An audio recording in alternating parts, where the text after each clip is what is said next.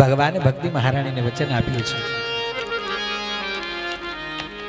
ભગવાન સાક્ષાત ભક્તિને કહે છે, આપ નિરંતરમ વૈષ્ણવ માનસાની, તમે મારા ભક્તોના હૃદયની અંદર પ્રવેશ કરો. મારા ભક્તના અને મારા મધ્યમાં આપ વિરાજશો અને મારા અને મારા ભક્તની વચ્ચે જ્યાં ભક્તિ હશે ને, મુક્તિ એની દાસી બનીને એની સેવા કરશે. કૃષ્ણ કનૈયા.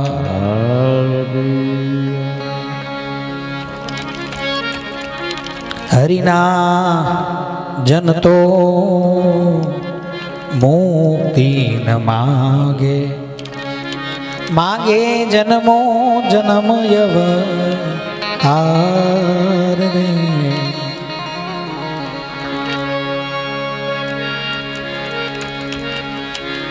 ભગવાનનો જે ભક્ત છે ને એ એમ કે છે કે વારંવાર અહીંયા આવવું છે, વારંવાર આવી કથાઓ તારી સાંભળવી છે, વારંવાર તારું કીર્તન કરવું છે, વારંવાર તારા ધૂન કીર્તન અને ભજનના તાલે મારે નાચવું છે. આ બધું વૈકુંઠમાં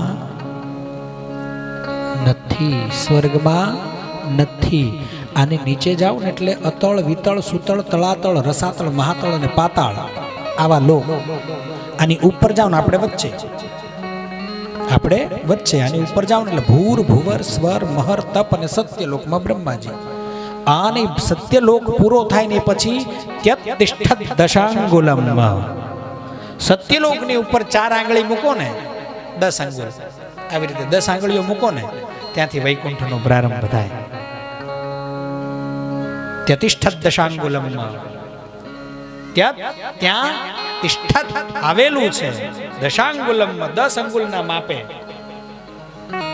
સત્યલોકથી 10 અંગુલે ભગવાનનું ધામ છે, પણ ત્યાં બધે આ વૈભવ નથી. શાંતિ ખરી, ભગવાનનું શરણું ખોળો, પણ એને મળવાનો, એને મેળવવાનો, એને પામવાનો જે વિરહ છે એ અહીંયા માત્ર મૃત્યુલોકમાં છે.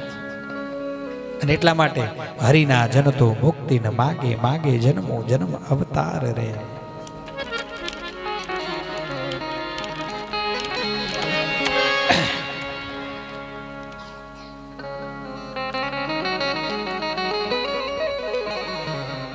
ભગવાનની ભક્તિ એ ભક્તોની સાથે એક ઝીણા તાતણે બંધાયેલી છે.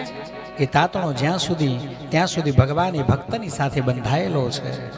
એ તાતણો તૂટ્યો, બીજા રસ્તે આપણે વળ્યા કે ભક્તિ એ ક્યાંય જાય અને ભગવાન તો પછી જડે નહીં. કૃષ્ણ કનૈયા લાલ કી.